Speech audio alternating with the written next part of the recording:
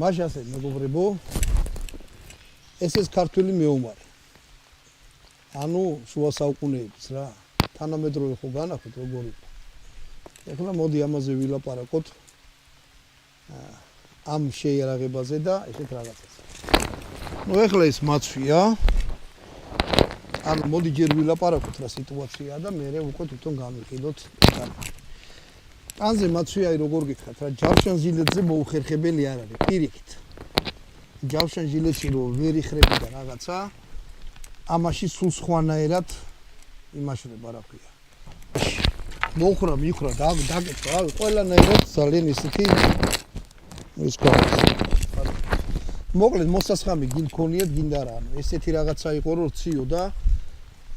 ამას იფარებდი რა ანუ მოსასხამი ჩვეულებრივ რაღაცა იყო ეს შეიძლება ყოფილიყო მდიდრული უფრო მდიდრული არ იყო ხოლმე რა ხა თავადი და რაღაცა არ იყო გლეხებს ესეთი რამე არ აქონათ იმიტომ რომ ნაჭერი მაგარი ძვირებდა რა კიდე რამე და თქვა ეს მაშინ არ იყო ესეთი სიტუაცია რომ ყველას აკონოდა ჯავშანი ვისაც რა შოულობდა იმას იცნობდა რა ვისაც ფული ჰქონდა უფრო ხანე რაღაცა ჰქონდა თვითონ შოულობდა ну ფორმასავით ჰქონდათ რაღაცა ერთგვაროვანი ფორმა მეფის გვარდიას თუ ყავდა ცდილობდნენ რომ ერთნაირად შეერაღებინათ ერთნაირი ტანსაცმელი ჩაეცვათ ეხლა თვითონ ეს რისგან შედგება ну მთავარი კომპონენტები რა იყო სამკლავო ეს იყო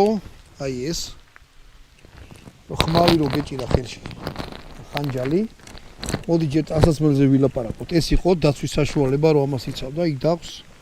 ეს ფარიც ვარ აქონდეს და აი ამაში თაგარტყა რაღაცა აიტანს. აკაც ზუსტად იგივე სიტუაცია. ну ჯაჭვის პერანგი იყო